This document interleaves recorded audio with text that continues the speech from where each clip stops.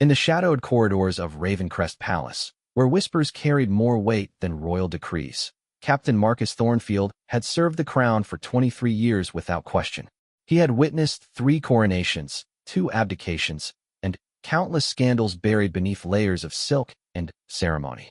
But nothing in his distinguished career had prepared him for the moment when he would stand before Queen Consort Helena Ashworth, his weathered hands trembling not from age, but from the magnitude of what he was about to demand. The missing crown jewels of Eldoria weren't just priceless artifacts. They were the very soul of a kingdom that had stood for 800 years. The Midnight Sapphire, said to hold the tears of the first queen. The Dragon's Heart Ruby, worn by every crowned monarch since the realm's founding. The Starlight Tiara, crafted by hands long turned to dust but whose legacy sparkled eternal. All gone. Vanished from the most secure vault in the kingdom on the very night Helena had been given private access for what she claimed was a blessing ceremony. Now, 3 days later, with international eyes turning toward Eldoria's upcoming Unity Festival, Captain Thornfield found himself caught between duty to his king and a truth that could shatter the monarchy forever. As storm clouds gathered over the ancient spires of Ravencrest Palace, Marcus knew that the next 24 hours would either restore the crown's honor or plunge the realm into chaos. The question that haunted him wasn't whether Helena had taken the jewels. The evidence pointed too clearly in her direction. The question was why, and whether she understood that her actions had just lit the fuse on a powder keg that could destroy everything the royal family had built. The captain's boots echoed ominously through the marble halls as he approached the queen consort's private chambers. Knowing that the conversation ahead would change the course of Eldoria's history forever, Captain Marcus Thornfield stood at the towering oak doors of Queen Consort Helena's private chambers, his ceremonial sword gleaming at his side despite the early morning hour. The golden handles, carved with intricate roses and thorns, seemed to mock him as he raised his gloved fist to knock. 3 sharp raps echoed through the corridor, each one feeling like a nail being driven into the coffin of his long and distinguished career. Enter, came the melodious voice from within, carrying that slight accent that had charmed the kingdom when Helena first arrived from the neighboring realm of Valethorn 5 years ago. Marcus pushed open the heavy doors and stepped into a chamber that could have graced the pages of a fairy tale. Sunlight streamed through tall windows draped in midnight blue velvet, illuminating walls adorned with portraits of Helena's ancestors, foreign nobility who had ruled Valethorn for generations. Crystal chandeliers cast dancing rainbows across Persian rugs worth more than most citizens earned in a lifetime. The air carried the scent of jasmine, and something else Marcus couldn't quite identify, something that reminded him of his childhood visits to his grandmother's apothecary shop. Queen Consort Helena stood with her back to him, gazing out at the sprawling gardens below where peacocks wandered freely among rose bushes in full bloom. Her auburn hair cascaded down her back in perfect waves, held in place by a simple silver circlet, notably not any of the missing royal pieces. She wore a gown of deep emerald silk that seemed to shimmer with each breath, and her posture carried the grace that had made her a favorite among the common people and nobility alike. "Captain Thornfield," she said without turning around, her voice carrying a warmth that had always made Marcus uncomfortable in ways he couldn't quite articulate. "How may I serve the crown this morning?" The question hung in the air like incense, and Marcus felt his throat tighten. In all his years of service, he had never been in a position quite like this one. He had arrested thieves and confronted traitors, but those had been clear-cut matters of right and wrong. This situation existed in a gray area that made his soldiers' instincts scream warnings he couldn't fully understand. "Your Majesty," he began, his voice carrying the formal tone that had served him well through decades of difficult conversations. "I come on behalf of His Majesty King Aldric, regarding a matter of utmost importance to the security of the realm."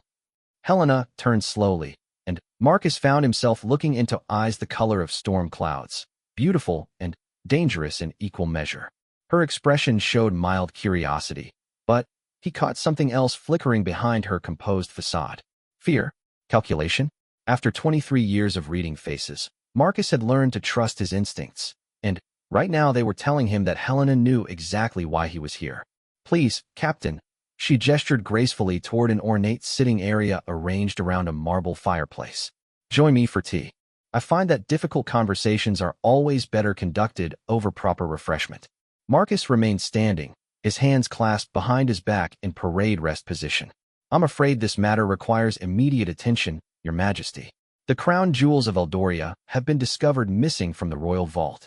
The words dropped between them like stones into still water. Helena's perfectly composed expression didn't change, but Marcus noticed her fingers tighten almost imperceptibly on the silk of her gown. She moved to pour tea from an elaborate silver service, her movements fluid and unhurried.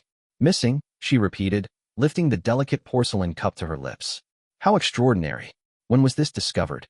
Yesterday evening, during the routine security inspection, Marcus replied, watching her every gesture foretells he had been trained to recognize. The vault shows no signs of forced entry.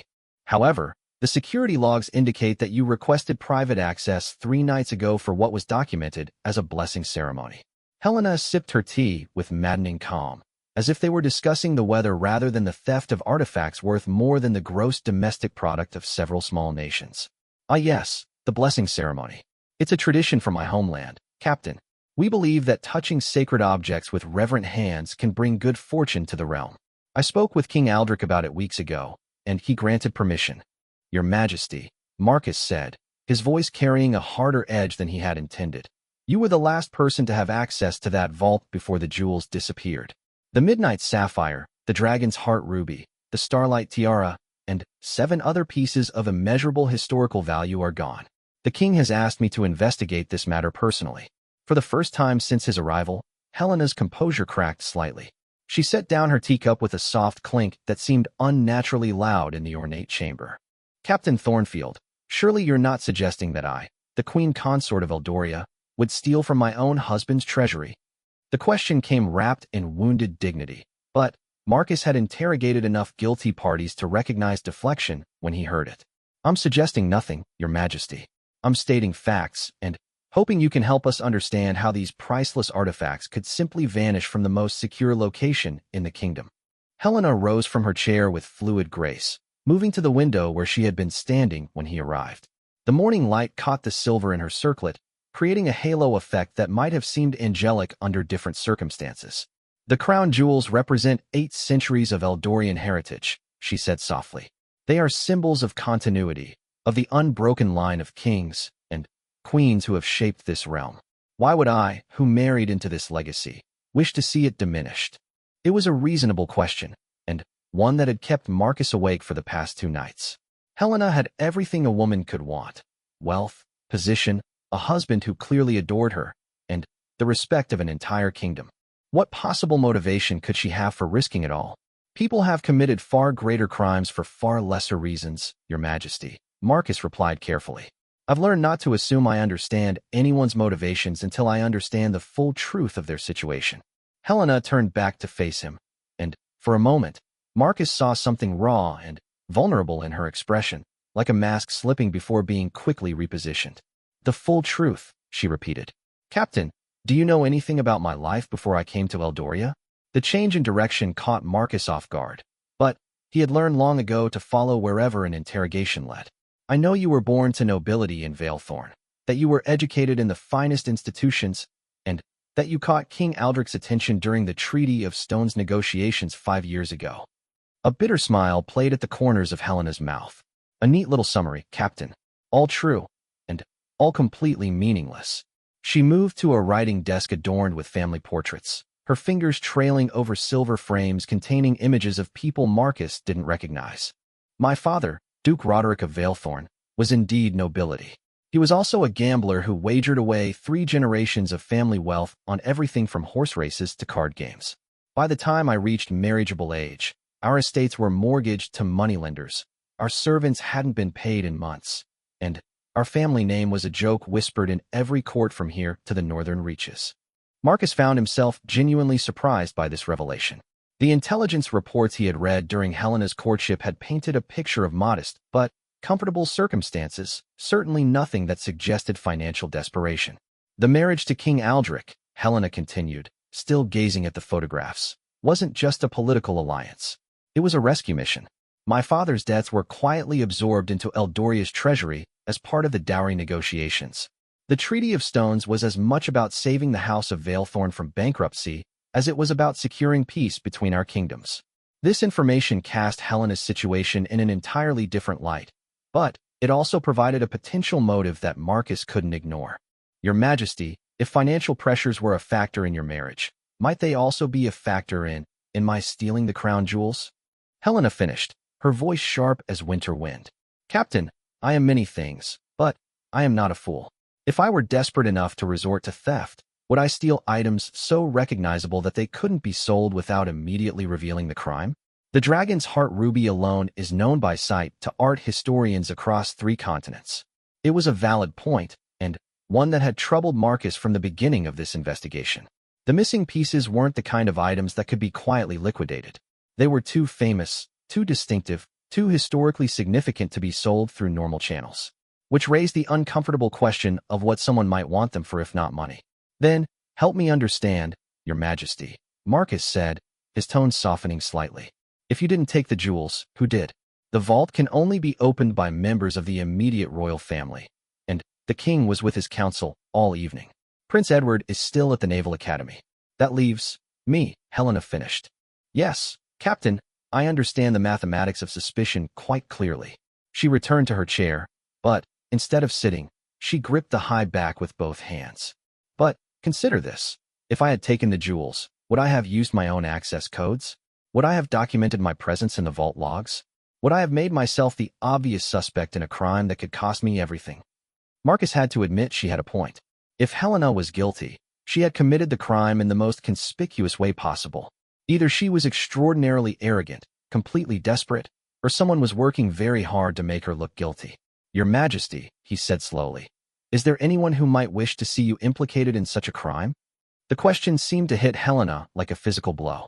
Her knuckles went white where she gripped the chair, and, for a long moment, she stood perfectly still, staring at something Marcus couldn't see. Captain, she said finally, her voice barely above a whisper, there are forces at work in this palace that you couldn't possibly understand. Currents of power and politics that run deeper than royal bloodlines or marriage vows. The crown jewels aren't just symbols of authority, they're tools of legitimacy. Without them, questions begin to arise about the rightness of rule, the divine mandate, the continuation of tradition. Marcus felt a chill run down his spine that had nothing to do with the morning air. What are you saying, Your Majesty? Helena looked at him directly then, and Marcus saw something in her eyes that made his soldier's instincts scream danger warnings. I'm saying that someone very powerful wants those jewels to disappear, Captain, and they want me to take the blame for it. The question you should be asking isn't whether I took them. The question you should be asking is why someone wants you to think I did, and what they plan to do once I'm out of the way. Before Marcus could respond, a sharp knock echoed through the chamber. Enter, Helena called, her composure snapping back into place like armor being donned. The door opened to reveal a young page in royal livery, his face flushed from running. Your Majesty, Captain Thornfield, forgive the intrusion. His Majesty requests your immediate presence in the throne room. He says it's a matter of urgent importance regarding the missing artifacts. Marcus felt his stomach drop. King Aldrich had promised to let him conduct this initial interview privately before taking any official action. The fact that he was calling them both to the throne room suggested that something had changed dramatically in the past hour. Of course, Helena said smoothly, moving toward the door with the same fluid grace she had displayed throughout their conversation. Captain, shall we go see what my husband has discovered? As they walked through the corridors of Ravencrest Palace, Marcus found his mind racing through the implications of everything Helena had told him. If she was innocent, and, despite the evidence pointing toward her, his instincts were beginning to suggest she might be, then, someone with significant resources and intimate knowledge of the palace had orchestrated an elaborate frame job.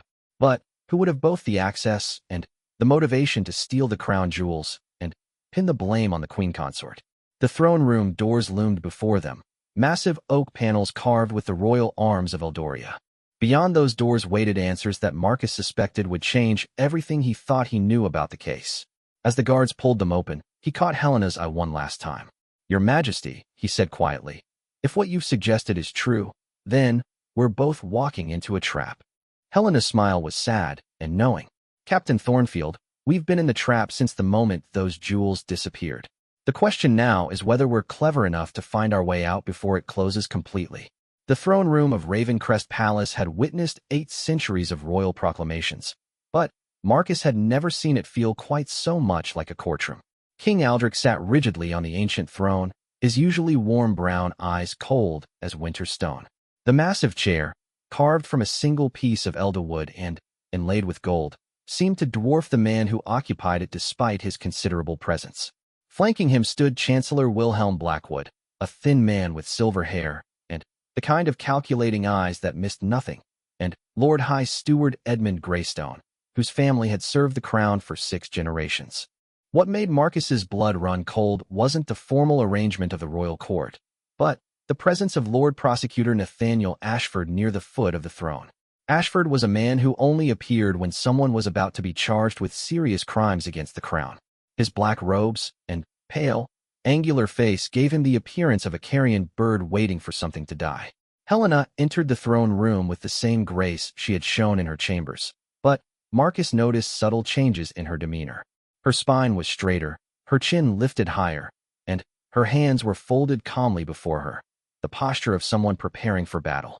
If she was guilty of theft, she was either the most accomplished actress Marcus had ever encountered, or she genuinely believed she could weather whatever storm was coming. "Your Majesty," Helena said, offering a perfect curtsy to her husband. The gesture would have seemed natural in any other circumstance, but today it carried an air of formality that suggested the private relationship between husband and wife had been temporarily suspended in favor of royal protocol. King Aldrich studied his wife for a long moment before speaking.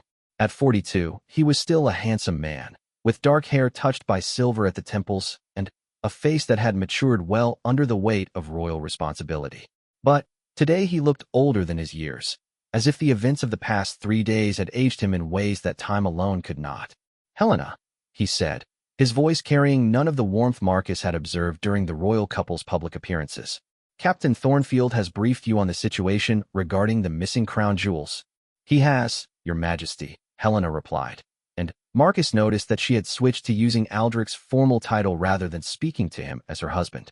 "I understand that someone has committed a terrible crime against the realm, and that my private access to the vault has made me a person of interest in the investigation." Chancellor Blackwood stepped forward, a scroll of parchment in his hands. "Your Majesty, if I may present the evidence that has come to light since Captain Thornfield began his inquiries." Marcus felt his stomach tighten. What evidence? He had briefed the king on Helena's access to the vault and the timing of the theft, but he hadn't uncovered anything that could be called conclusive proof of guilt. "Proceed, Chancellor," King Aldrich said, his gaze never leaving his wife's face. Blackwood unrolled the parchment with theatrical precision. "Your Majesty, a thorough search of the palace grounds conducted this morning has yielded several disturbing discoveries." He paused, his eyes flicking between the king and queen consort. First, guards discovered fresh earth in the rose garden beneath the queen consort's private chambers, suggesting that something had been recently buried and then removed. Helena's expression didn't change, but Marcus saw her knuckles whiten where she clasped her hands together. Second, Blackwood continued. The kitchen staff reported that Her Majesty requested a private dinner in her chambers on the night in question, dismissing all servants after the meal was delivered. This provided her with several hours during which her whereabouts cannot be accounted for by witnesses. Third, and perhaps most significantly, our investigators discovered this hidden in the queen consort's private study. Blackwood reached into his robes and withdrew a small object that made Marcus's breath catch in his throat. It was a key. Not just any key, but the backup vault key that was supposed to be kept in the king's personal safe, a failsafe that could open the royal vault even if the primary security systems failed. The key was made of pure gold and bore the royal seal of Eldoria. Only 3 people in the kingdom knew of its existence: the king, the royal treasurer, and the captain of the royal guard. Helena stared at the key as if it were a poisonous snake. "I have never seen that object before in my life," she said, her voice steady but carrying an undertone of shock that sounded genuine to Marcus's experienced ears. "The key was discovered in a locked drawer of your personal writing desk, Your Majesty," Lord High Steward Greystone said, speaking for the first time since the proceedings began. "A drawer to which only you possess the key." Marcus found himself studying the faces of everyone in the throne room. The evidence was damning, certainly, but it was also remarkably convenient. In his experience, real criminals rarely made things quite so easy for investigators. Guilty parties tended to dispose of incriminating evidence, not hide it in their personal furniture where any competent search would eventually find it. Your Majesty, Marcus said, addressing the king directly. Might I suggest that the convenience of these discoveries warrants careful examination? In 23 years of investigating crimes against the crown, I have rarely encountered evidence that points so clearly in a single direction. King Aldrich turned his attention to Marcus, and the captain was surprised to see something that might have been relief flicker in the monarch's eyes. What are you suggesting, Captain? I'm suggesting that someone with intimate knowledge of palace security, access to Her Majesty's private chambers, and possession of the backup vault key has gone to considerable trouble to ensure that the Queen Consort appears guilty of this crime. Lord Prosecutor Ashford stepped forward, his black robes rustling like raven wings. Captain Thornfield, while your loyalty to thorough investigation is commendable, we cannot ignore the weight of physical evidence in favor of speculation about elaborate conspiracies. Can we not? Helena spoke for the first time since the evidence had been presented, and her voice carried a new edge that made everyone in the room pay attention. Lord Prosecutor, might I ask who conducted the search of my chambers, and who discovered this conveniently placed evidence? Ashford consulted a document in his hands. The search was conducted by royal security under the supervision of Chancellor Blackwood, and witnessed by Lord High Steward Greystone. Helena turned to look at Chancellor Blackwood, and Marcus noticed that her storm-gray eyes had taken on a distinctly dangerous quality. Chancellor, how interesting that you took such personal interest in searching my belongings. Tell me, in your 20 years of service to the crown, how many times have you personally supervised the search of royal chambers? Blackwood's pale complexion seemed to grow even more colorless. Your Majesty, given the sensitive nature of this investigation, the sensitive nature, Helena interrupted, or the predetermined outcome you hope to achieve. The accusation hung in the air like smoke from a funeral pyre. Marcus found himself reassessing everything he thought he knew about the case. Helena's composure, her reasonable questions about the evidence, and now her direct challenge to Blackwood were painting a picture that looked very different from the one the physical evidence suggested. King Aldrich leaned forward on his throne. Helena, what are you implying?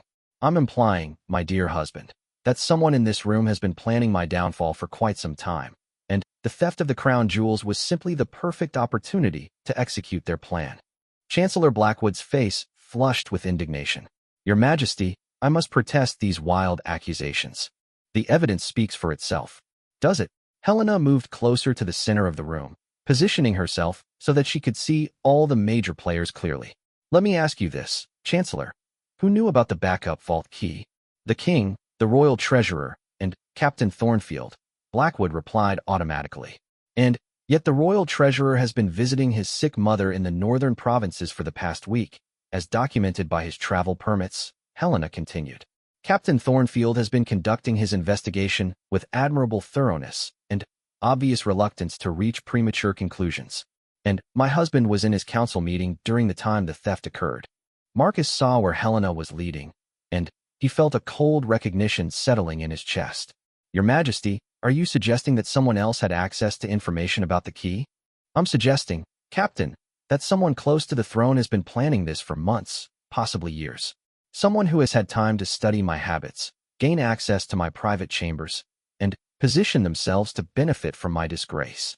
Chancellor Blackwood's voice rose sharply. These are the desperate accusations of a woman caught in her crimes, Your Majesty. We cannot allow wild conspiracy theories to distract us from clear evidence. Clear evidence, Helena repeated. Yes, let's discuss that. Tell me, Chancellor, when exactly did you discover the backup key in my writing desk? This morning, at approximately 9 o'clock. And when did you request permission to search my chambers? Blackwood hesitated for just a moment, long enough for Marcus to notice. Yesterday evening, after Captain Thornfield's initial report. Interesting, Helena said, her voice taking on a prosecutorial tone that Marcus found impressive. Because my personal maid, Sarah, was cleaning my study yesterday afternoon and has been with me since early this morning. She would swear under oath that my writing desk was thoroughly dusted and organized yesterday, and that no such key was present at that time. Marcus felt pieces of a puzzle beginning to click together in his mind. If Helena was telling the truth about her maid's cleaning schedule, it meant the key had been planted sometime between yesterday afternoon and this morning's search. That significantly narrowed the window of opportunity and the list of people who could have had access. King Aldrich was studying his chancellor with new attention. Wilhelm, you've been chancellor for 20 years. You've served my family with distinction. Help me understand how this situation developed. For the first time since Marcus had known him, Chancellor Blackwood looked genuinely uncomfortable. His usual composed demeanor cracked slightly as he fumbled with the parchment in his hands. Your Majesty, I have only sought to serve the crown to the best of my abilities. If the evidence points toward the Queen Consort, I cannot ignore that evidence in favor of sentiment. Sentiment, Helena repeated softly. Is that what you call a husband's reluctance to believe his wife capable of betraying everything they've built together? Marcus made a decision that he knew might end his career, but felt necessary for the pursuit of truth. Your Majesty, he said, addressing King Aldrich directly, I request permission to conduct a more thorough investigation before any formal charges are filed. There are aspects of this case that require careful examination. Lord Prosecutor Ashford stepped forward again. Your Majesty, we have clear evidence of guilt. The Queen Consort had access, opportunity, and means. The backup key was found in her possession. Further delay serves no purpose except to prolong the embarrassment to the crown. The embarrassment to the crown, King Aldrich repeated slowly, and Marcus heard something dangerous creeping into the monarch's voice. Lord Prosecutor, are you suggesting that I should be more concerned with embarrassment than with justice? Of course not, Your Majesty. I merely suggest that prolonged uncertainty serves no one's interests. Helena looked directly at her husband then, and Marcus saw something pass between them, a communication that went beyond words and touched on the private relationship that existed beneath their public roles. Aldrich, she said, using his personal name for the first time since entering the throne room. 5 years ago you told me that you loved me not just as a queen consort, but as Helena of Valethorn, the woman who argued with you about trade policies and made you laugh during boring state dinners. That woman is standing before you now, asking you to trust that she would never betray the kingdom we've worked together to strengthen. The silence that followed was profound. Marcus could hear his own heartbeat in his ears as he watched the king struggle with the competing demands of evidence, politics, and personal loyalty. Finally, King Aldrich spoke. Captain Thornfield, you have 48 hours to conduct your investigation. Lord Prosecutor, prepare your case, but take no action until the captain reports his findings. Chancellor, you will cooperate fully with Captain Thornfield's inquiries. Your Majesty, Blackwood protested. Surely such delay is unwise. Chancellor. King Aldrich's voice carried the full authority of 800 years of royal tradition. You will cooperate fully with the investigation, or you will find yourself joining the Queen Consort as a person of interest in this case. The threat was clear, and Marcus saw Blackwood's face go pale as he realized that his king was beginning to see through whatever game he had been playing. As the formal proceedings concluded and the various officials began to file out of the throne room, Helena caught Marcus's eye.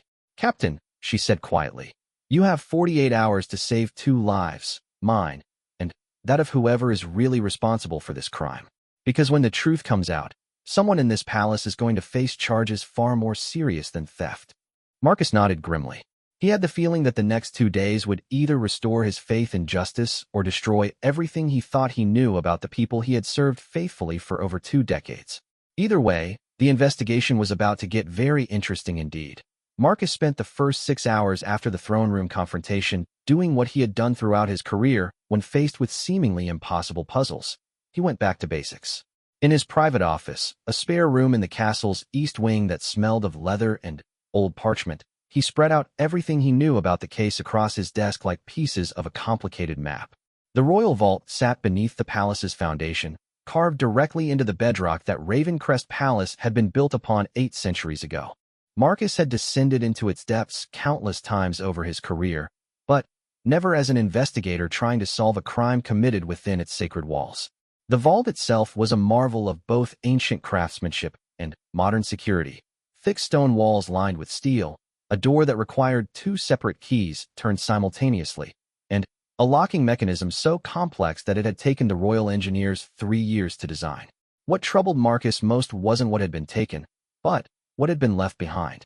The thieves, and he was now certain there had been more than one person involved, had bypassed dozens of valuable items to take only the most historically significant pieces. They had ignored gold coins worth a fortune, overlooked jewelry that could have been easily liquidated, and passed by artifacts that were priceless but not nationally symbolic. This wasn't the work of common criminals motivated by greed. It was the careful selection of someone who understood the political value of what they were stealing. A soft knock on his office door interrupted his thoughts. "Enter," Marcus called, looking up from the detailed floor plan of the vault he had been studying. To his surprise, it was Helena who stepped into the room, but not the composed queen consort who had faced down her accusers in the throne room. This was a woman who looked tired, worried, and remarkably human. She had changed from her formal emerald gown into a simple blue dress that made her appear younger and more vulnerable. Her auburn hair was pulled back in a practical braid, and she carried a leather satchel that suggested she had come prepared for serious conversation. "Your Majesty," Marcus said, rising from his chair, "this is highly irregular.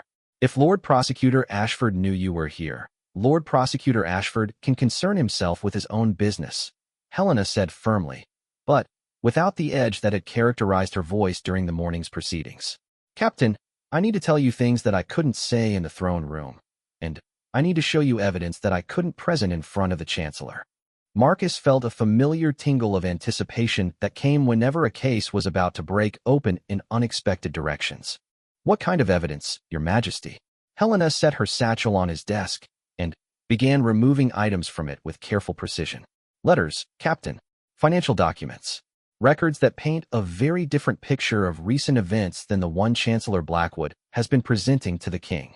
The first item she placed before him was a letter bearing the seal of the Royal Bank of Eldoria.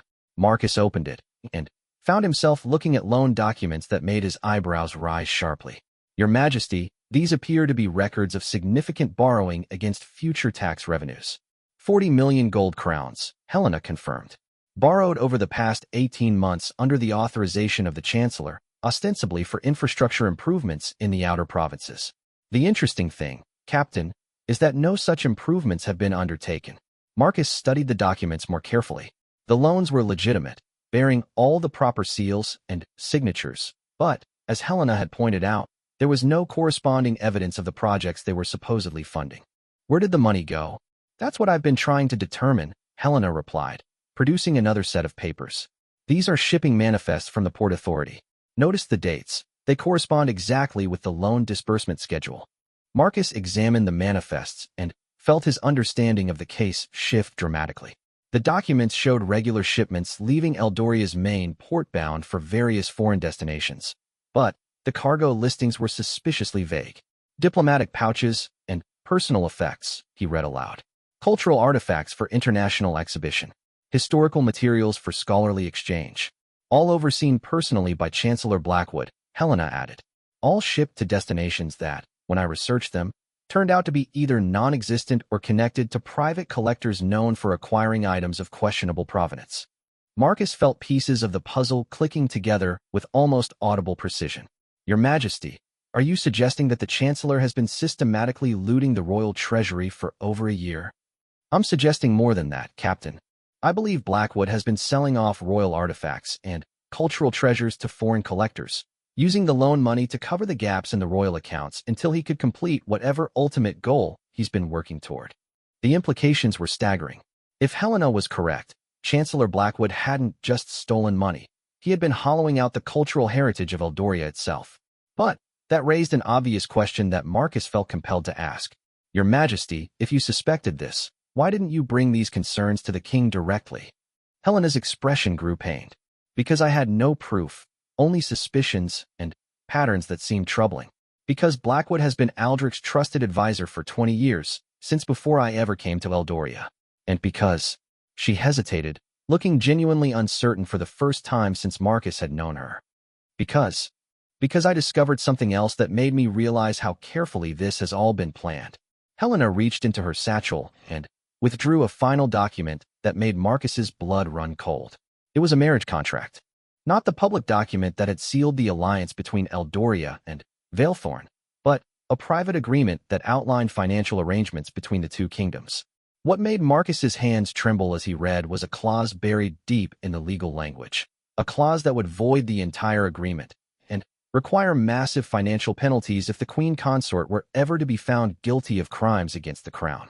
"Your Majesty," Marcus said slowly, "if you were to be convicted of stealing the crown jewels, Eldoria would owe Valethorn's creditors nearly 60 million gold crowns in penalties and voided agreements. Helena finished.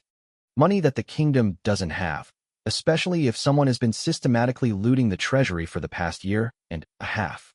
Marcus stared at the documents spread across his desk, finally seeing the full scope of what they were dealing with. This wasn't just about stolen jewels or even financial fraud. Someone had been orchestrating the complete economic collapse of the kingdom, with Helena serving as the perfect scapegoat to trigger the final catastrophe. But why? Marcus asked. What could Blackwood possibly gain from destroying Eldoria? Helena moved to the window overlooking the palace courtyard, where she could see gardeners tending to the roses that would soon bloom in celebration of the Unity Festival. Have you ever heard of the sovereignty movement, Captain? Marcus had heard whispers of such a group. Nobles and wealthy merchants who believed that Eldoria's traditional monarchy was outdated and should be replaced with a republic governed by elected councils. But those had always seemed like the political fantasies of academics and dreamers, not the foundation for actual conspiracy. You think Blackwood is connected to Republican movements? I think Blackwood has been promised significant power in whatever government replaces the monarchy after it collapses under the weight of financial scandal and international embarrassment. Helena turned back to face him. Consider the timeline, Captain. The loans begin 18 months ago. The systematic theft of artifacts begins around the same time. The Unity Festival, our most important celebration of royal tradition, is scheduled for next week. And now, at the perfect moment, the crown jewels disappear and the foreign-born queen consort is perfectly positioned to take the blame.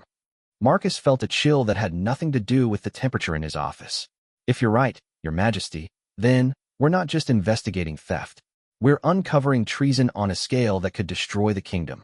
Which is why I need your help, Captain. You're the only person in the palace who has both the authority to investigate and the independence to seek truth rather than predetermined outcomes. Before Marcus could respond, urgent knocking echoed through his office door. Captain Thornfield, came a voice he recognized as belonging to Sergeant Davies, one of his most trusted subordinates. Sir, you need to come immediately. There's been a development in the crown jewels case. Marcus exchanged glances with Helena, both of them recognizing that whatever was happening couldn't be good news. Enter, Sergeant. Davies burst through the door, his uniform disheveled, and his face flushed from running. He started to speak, then noticed Helena's presence, and stopped short. Your Majesty, forgive me, I didn't realize. Speak freely, Sergeant, Marcus commanded. What's the development? Sir, we've received word from the Port Authority. A ship left harbor this morning bound for the Northern Islands, carrying diplomatic cargo authorized by Chancellor Blackwood. Davies paused, clearly uncomfortable with what he had to say next. Sir, dockworkers reported seeing items being loaded that matched the descriptions of several missing crown jewels. The words hit Marcus like physical blows. If the crown jewels were already on a ship heading for international waters, recovering them would become exponentially more difficult. But more troubling was the implication that Blackwood was moving forward with whatever plan he had been implementing, despite the ongoing investigation. Sergeant, do we know the ship's destination? The Northern Islands, sir, but the dockworkers said they overheard crew members talking about continuing to ports beyond our territorial boundaries. Helena moved closer to Marcus's desk. Captain, the Northern Islands are where several of the suspicious shipments I traced ended up. If that ship reaches international waters, the evidence disappears forever, Marcus finished grimly. Sergeant Davies, I need you to get word to the harbor master immediately. No ships leave port without my personal authorization until further notice. Sir, I'm afraid that may be too late. The ship left port at dawn, and it's been 8 hours since then. Even our fastest pursuit vessels couldn't catch up before they reach international waters. Marcus felt the case slipping away from him like water through his fingers. But Helena stepped forward with a determination that reminded him why she had been able to navigate court politics successfully for 5 years. Captain, we may not be able to recover the jewels immediately, but we can still expose the truth, she said firmly. If Blackwood shipped the crown jewels this morning, it means he felt pressured to accelerate his timeline. People make mistakes when they're forced to act hastily. What are you thinking, Your Majesty? I'm thinking that if we can prove Blackwood has been systematically looting the royal treasury, we can demonstrate that the crown jewels theft was part of a larger pattern rather than an isolated crime committed by an opportunistic queen consort. Marcus nodded slowly, recognizing the strategic wisdom of Helena's approach. Sergeant Davies, I need you to gather a team of our most trusted investigators. We're going to conduct a comprehensive audit of every financial transaction Chancellor Blackwood has authorized over the past 2 years. Sir, such an investigation would require authorization from either the king or the royal treasurer. Then, we'll get that authorization, Marcus said with more confidence than he felt. Your Majesty, will you accompany me to speak with the king? Helena nodded, but her expression was troubled. Captain, there's something else you need to know before we proceed. Something I discovered in those financial documents that I haven't told you yet. Marcus felt his stomach tighten with anticipation of yet another revelation that would complicate an already complex case. Your Majesty? The loans Blackwood negotiated weren't just secured against future tax revenues, Helena said quietly. They were secured against the crown jewels themselves. If those artifacts aren't recovered within the next 72 hours, the lenders have the legal right to claim equivalent value from other royal assets. Marcus stared at her in shock. You mean? I mean that if we can't prove Blackwood's guilt and recover the stolen jewels within 3 days, the creditors can legally seize Ravencrest Palace itself. Helena's voice carried a weight that made the true scope of the conspiracy finally clear. Captain, we're not just trying to solve a theft. We're racing to prevent the complete dissolution of the monarchy itself. Marcus looked out his office window at the palace that had stood for 8 centuries, suddenly, understanding that he was looking at something that might not survive the week. The Unity Festival, intended to celebrate Eldoria's traditions and continuity, could instead become a funeral for everything the kingdom had ever been. Your Majesty, he said grimly. Then, we had better make sure we solve this case in time. The confrontation with King Aldrich took place in his private study, a room Marcus had entered countless times over the years, but never under circumstances quite like these. Unlike the formal grandeur of the throne room, this space reflected the man rather than the monarchy. Comfortable leather chairs, shelves lined with books on everything from military strategy to poetry, and walls decorated with personal mementos rather than state portraits. It was here that the king came to think, to plan, and to wrestle with the decisions that shaped his realm. King Aldrich looked older than his 42 years as he listened to Marcus and Helena present their evidence. The financial documents were spread across his reading table like accusations waiting to be answered, each one representing another piece of the systematic betrayal that had been occurring under his nose for over 18 months. His dark eyes, usually warm with intelligence and humor, had taken on a hardness that Marcus had only seen during the most serious crises of his reign. Wilhelm has been my chancellor for 20 years, King Aldrich said finally, his voice carrying a weariness that went beyond physical exhaustion. He guided me through my father's death and my own coronation. He negotiated the treaties that ended the border wars. He helped me choose my privy council, my foreign ambassadors, my domestic policies. The king paused, running his hands through hair that seemed to have gained more silver streaks in just the past few days. Are you absolutely certain that these documents prove his betrayal? Marcus felt the weight of responsibility settle on his shoulders like lead armor. Accusing a chancellor of treason wasn't something done lightly, especially when that chancellor had been a trusted advisor for 2 decades. But the evidence was overwhelming, and the kingdom's survival might depend on acting decisively. Your Majesty, the shipping manifests alone show irregular exports worth over 30 million gold crowns. The loan documents prove that money was borrowed against the kingdom's credit without proper oversight. And the discovery of the backup vault key in the Queen Consort's chambers, combined with the timing of this morning's ship departure, suggests a coordinated effort to implicate Her Majesty while covering up the real crime. King Aldrich turned to his wife, and Marcus saw something pass between them that reminded him of why their marriage had been considered a genuine love match rather than merely a political alliance. Helena, 5 years ago, I asked you to leave everything you knew in Valethorn to build a life here with me. I promised you that Eldoria would become your home, that you would never have to face its challenges alone. I feel as though I failed to honor that promise. Helena moved to her husband's side, placing her hand gently on his arm. Aldrich, you couldn't have known that someone so close to you was capable of such elaborate betrayal. The question now isn't how we failed to see this sooner, but what we do to stop it before irreparable damage is done. Before anyone could respond, urgent knocking echoed through the study door. King Aldrich called for entry, and Chancellor Blackwood himself stepped into the room, his pale face carrying an expression of concerned urgency that might have been convincing under different circumstances. Your Majesty, forgive the intrusion, but I've received disturbing reports from our intelligence sources, Blackwood said, his eyes quickly taking in the financial documents spread across the king's table. There are rumors circulating in foreign courts that Eldoria's royal family is involved in financial irregularities. I fear that news of the missing crown jewels has leaked beyond our borders. Marcus felt his hand instinctively move toward his sword hilt. Blackwood's arrival at this exact moment seemed far too convenient to be coincidental. Either the Chancellor had been monitoring their movements, or he had decided that the time had come for bold action.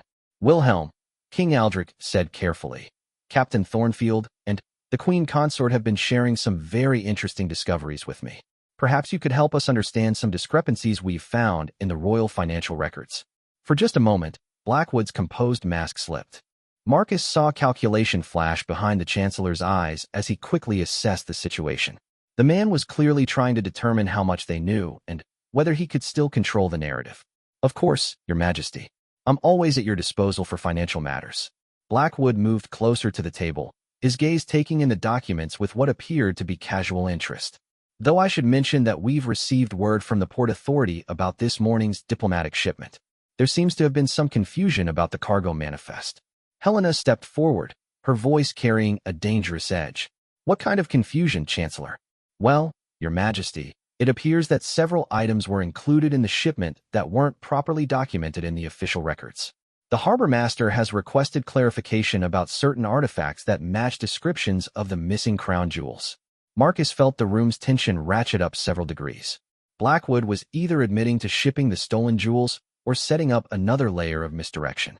Either way, the Chancellor had just confirmed that the crown jewels were indeed on the ship that had left port that morning. Wilhelm, King Aldrich said, rising from his chair with dangerous deliberation, are you telling me that you personally authorized the shipment of the stolen crown jewels? Your Majesty, I authorized the shipment of certain diplomatic materials that I believed were legitimate cultural exchange items.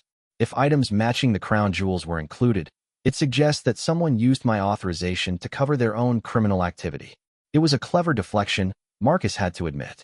Blackwood was positioning himself as another victim of the conspiracy rather than its architect. But the Chancellor had made one crucial mistake. He had just admitted to authorizing a shipment that contained items matching the stolen crown jewels, which meant he had knowledge of their contents. Chancellor, Marcus said, stepping forward, if you believe these were legitimate cultural exchange items, why did you personally oversee their loading rather than delegating that responsibility to subordinates? Blackwood's pale complexion grew even more colorless. I wanted to ensure that proper protocols were followed for such valuable items. And yet, Helena interjected, producing another document from her seemingly inexhaustible collection of evidence. The shipping manifest shows that the cargo was loaded during night hours, outside normal port operations, with minimal documentation and no customs inspection. Marcus watched Blackwood realize that his carefully constructed web of deception was unraveling faster than he could repair it. The Chancellor's eyes darted between the three people confronting him, and Marcus saw the moment when the man decided that his only remaining option was to abandon subtlety entirely. Your Majesty, Blackwood said, his voice taking on a tone of wounded dignity. I have served this kingdom faithfully for 20 years. If mistakes have been made, they were made in service to the crown's interests. The financial pressures facing Eldoria require creative solutions that traditional thinking cannot provide. Creative solutions, King Aldrich repeated slowly.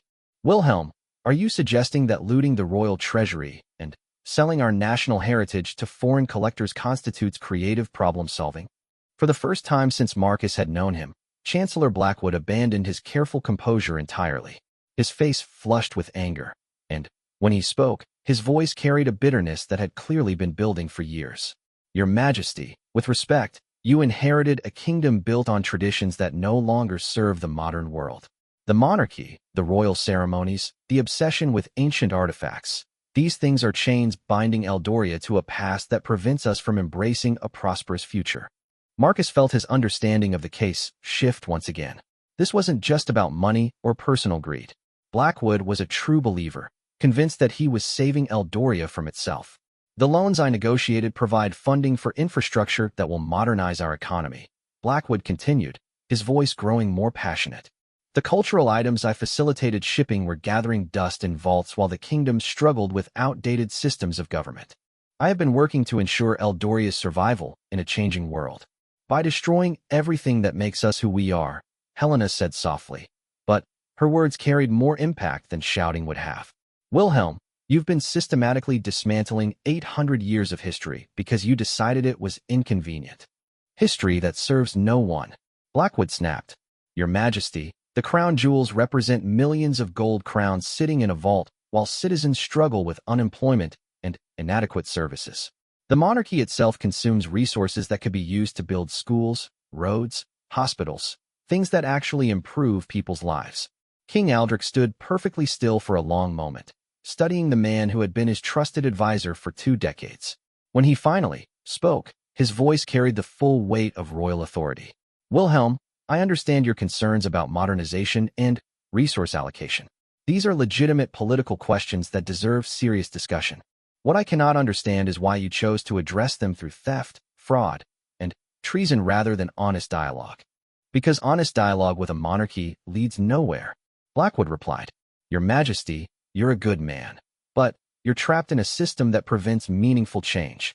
The only way to create the future Eldoria needs is to remove the obstacles that traditional thinking places in our path. Marcus realized that they had reached the moment when the conspiracy would either collapse or escalate into something even more dangerous. Blackwood had revealed himself as a revolutionary rather than a simple criminal, which meant he likely had allies and backup plans that went beyond what they had discovered so far. Chancellor, Marcus said carefully, where are the crown jewels now? Blackwood smiled, and the expression was neither pleasant nor reassuring. Captain Thornfield, the crown jewels are exactly where they need to be, beyond the reach of a failed monarchy that would keep them locked away while the kingdom crumbles around them. Wilhelm, King Aldrich said, and Marcus heard something final in the monarch's voice. I hereby relieve you of your duties as Chancellor and place you under arrest for treason against the crown. And I, Blackwood replied, reaching into his robes with sudden movement, invoke the emergency powers granted to me under the Economic Security Act to place this kingdom under temporary governance, pending resolution of the current crisis. Marcus's hand was on his sword hilt before Blackwood finished speaking, but the Chancellor wasn't drawing a weapon. Instead, he produced an official document bearing seals that Marcus didn't immediately recognize. What is that? King Aldrich demanded. Authorization from the Council of Neighboring Kingdoms to assume temporary administrative control of Eldoria, pending resolution of the debt crisis created by the crown jewels theft, Blackwood replied with satisfaction. Your Majesty, the moment those jewels disappeared, the kingdom's credit guarantees were voided. Under international law, creditor nations have the right to install interim governance to protect their financial interests. Marcus felt the floor seemed to shift beneath his feet. If Blackwood was telling the truth, they weren't just dealing with a domestic conspiracy. They were facing an international coup that had been orchestrated through legal and financial mechanisms rather than military force. That document is worthless without proper authentication, Helena said. But Marcus could hear uncertainty in her voice. The authentication, Your Majesty, arrived this morning via diplomatic courier. I expect representatives from the creditor nations to arrive within hours to begin the transition process. King Aldrich looked at the document in Blackwood's hands as if it were a venomous serpent. Wilhelm, you've orchestrated the legal conquest of your own kingdom. I've orchestrated the salvation of Eldoria from a system of government that would have led to our eventual collapse anyway, Blackwood corrected. This way, the transition can be managed peacefully, and the kingdom can emerge stronger under more effective leadership. Marcus realized that they had approximately hours, not days, to reverse what Blackwood had set in motion. If foreign representatives arrived to assume administrative control of Eldoria, recovering the crown jewels would become irrelevant. The kingdom itself would cease to exist as an independent entity. Your Majesty, Marcus said urgently, we need to move quickly. If we can prove that the crown jewels theft was orchestrated by Blackwood to trigger this crisis, we can challenge the legal basis for foreign intervention. And how do you propose to do that, Captain? Blackwood asked mockingly. The jewels are gone. The Queen Consort remains the obvious suspect, and the financial crisis is documented in international courts. Even if you could prove my involvement, the damage has already been done. Helena stepped forward, and Marcus saw something in her expression that reminded him why she had been able to navigate the complex politics of royal marriage successfully for 5 years. Wilhelm, she said quietly, you've made one crucial mistake in all your careful planning. And what would that be, Your Majesty? You assumed that everyone else would be as willing as you to abandon honor in favor of expediency. Helena smiled, and the expression was sharp as a blade. Captain Thornfield, I believe it's time we showed the Chancellor what real loyalty to the crown looks like. The next 6 hours unfolded like a carefully choreographed military campaign, with Helena proving herself to be a strategist of remarkable capability. While Chancellor Blackwood remained under guard in the palace detention chambers, she worked with Marcus to unravel not just the financial conspiracy, but the network of foreign interests that had been manipulating Eldoria's politics for years. The breakthrough came when Helena remembered something that had puzzled her during her early years at court: private meetings between Blackwood and foreign diplomats that had seemed excessive for routine trade negotiations. Using her access to the royal correspondence archives, she and Marcus discovered a pattern of communication that revealed the true scope of the conspiracy. Look at the timing, Helena said, spreading diplomatic cables across the king's private study table. Every major financial decision Blackwood made over the past 2 years was preceded by correspondence with representatives from the Northern Merchant Coalition.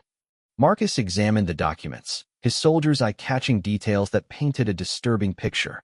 The coalition has been pressuring Eldoria to adopt their banking systems, their trade laws, their administrative structures. They haven't been trying to simply profit from our financial difficulties. They've been engineering them to force political change. King Aldrich, who had been studying intelligence reports from the royal archives, looked up with grim satisfaction. And, according to these files, the Northern Merchant Coalition has been applying the same pressure to 3 other kingdoms in the past decade. In each case, they created financial crises that led to the dissolution of traditional monarchies in favor of merchant-controlled republics. The picture was becoming clear. Eldoria hadn't been the victim of a simple theft or even domestic treason. They had been targeted by a sophisticated international operation designed to systematically eliminate monarchical government in favor of commercial control. But they made one crucial error, Helena said, producing the document that would prove to be the conspiracy's undoing. They assumed that Blackwood's access to royal communications meant he understood all of our diplomatic relationships. Marcus studied the paper Helena had placed before him, a mutual defense treaty between Eldoria and the Southern Maritime Alliance that had been signed 3 years earlier, but kept classified for strategic reasons. The treaty guaranteed military and economic support to either party in the event of foreign interference with domestic governance. Your Majesty, Marcus said slowly, beginning to understand Helena's strategy. If we can prove foreign manipulation of our internal affairs, then the Southern Maritime Alliance is treaty-bound to provide support, including the naval resources necessary to intercept that ship carrying the crown jewels. King Aldrich finished with the first genuine smile Marcus had seen from him in days. Helena nodded. Admiral Blackwater's fleet has been conducting training exercises just beyond our territorial waters. If we can get word to them within the next 2 hours, they can intercept the vessel before it reaches neutral waters. Marcus felt the pieces of their counter-strategy clicking into place. But we still need proof that the foreign representatives Blackwood expects are part of an illegal intervention rather than legitimate creditor protection.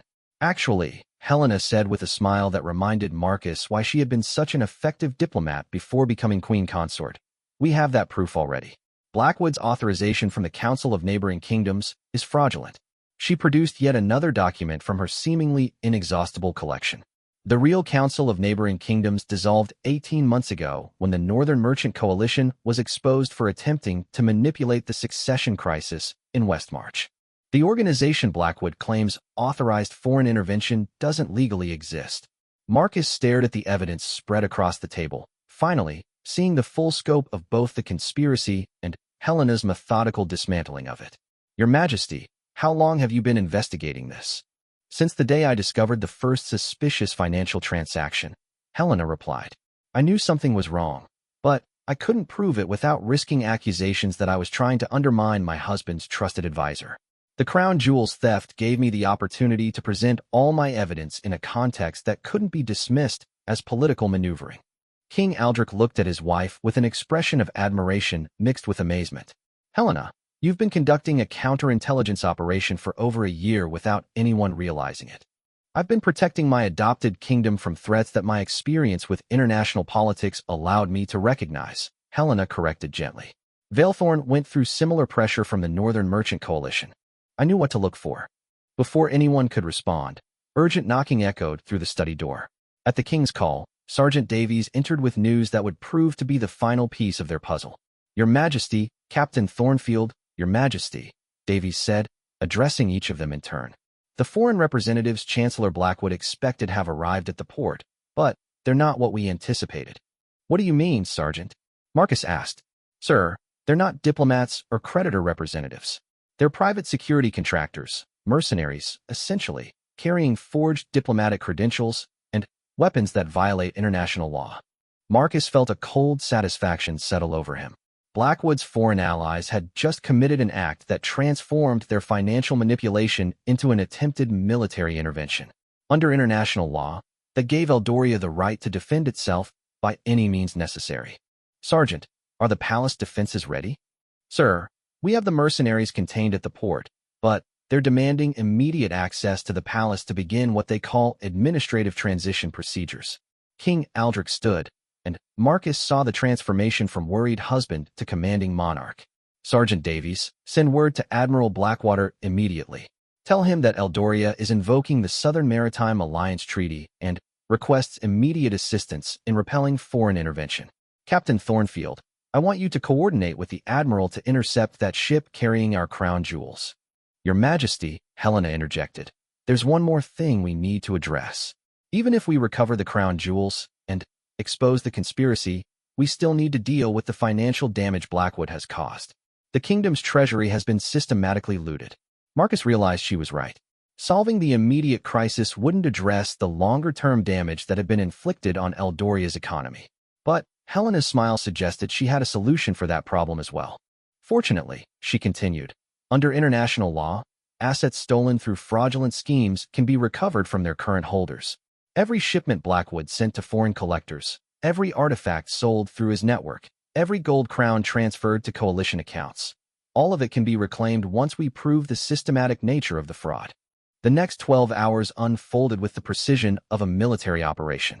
Admiral Blackwater's fleet intercepted the ship carrying the crown jewels just 40 minutes before it would have reached international waters. The vessel's crew, faced with the choice between surrender and confrontation with Eldoria's navy, chose discretion and handed over their cargo without resistance. The mercenaries at the port found themselves surrounded by palace guards and regular army units that King Aldrich had quietly mobilized. Faced with superior numbers and the legal authority of legitimate government forces, they abandoned their mission and retreated to their ships. Most satisfying of all, the international investigation that followed Helena's presentation of evidence to the Southern Maritime Alliance revealed the full scope of the Northern Merchant Coalition's illegal activities. Banks across 3 kingdoms froze coalition assets pending fraud investigations, and several high-ranking members found themselves facing charges in international courts. Chancellor Blackwood, confronted with overwhelming evidence and abandoned by his foreign allies, eventually provided testimony that led to the recovery of over 90% of the stolen royal assets. His cooperation earned him exile rather than execution, though he would spend the rest of his life in comfortable but closely monitored retirement in a neutral kingdom far from Eldoria. 3 days later, Marcus stood in the throne room of Ravencrest Palace watching King Aldrich place the recovered starlight tiara on Helena's head during a special ceremony celebrating both the return of the crown jewels and the queen consort's role in saving the kingdom. The tiara, an intricate masterpiece of silver and diamonds that had adorned royal heads for 8 centuries, seemed to belong there as naturally as if it had been crafted specifically for Helena.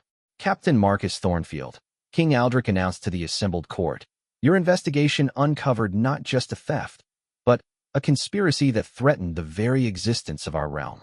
Your dedication to truth over convenience, and your willingness to follow evidence wherever it led, exemplifies the finest traditions of service to the crown."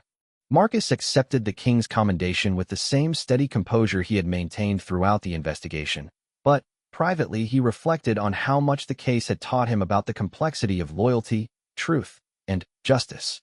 "Your Majesty," he replied, "I did only what duty required.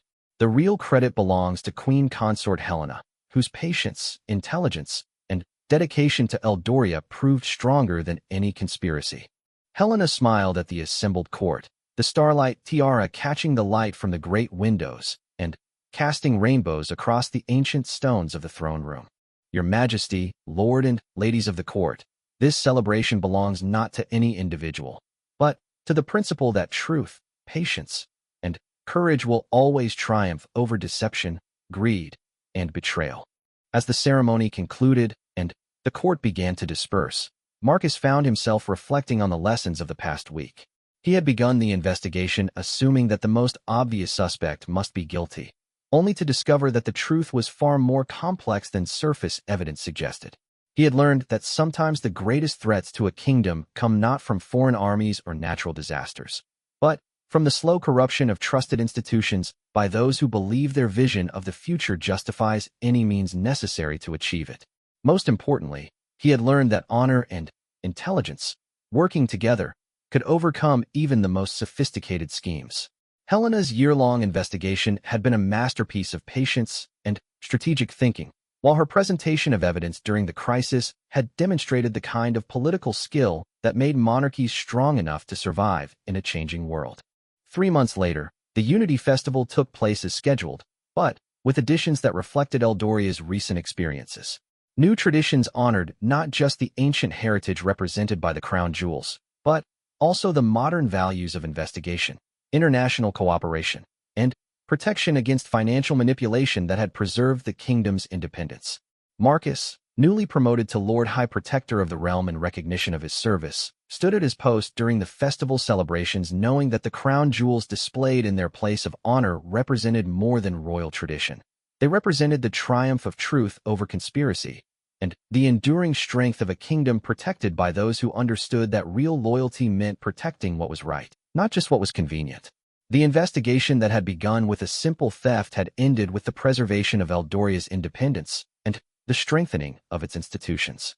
For a soldier who had dedicated his life to protecting the realm, Marcus could imagine no more satisfying conclusion to the most complex case of his career.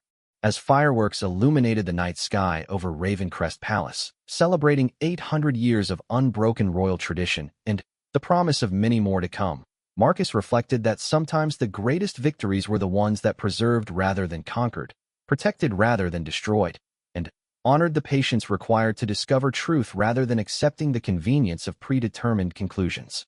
The crown jewels sparkled in their display cases, eternal symbols of a kingdom that had survived its greatest test not through military might or political maneuvering, but through the dedication of individuals who understood that honor, intelligence, and courage were treasures far more valuable than any gems or gold.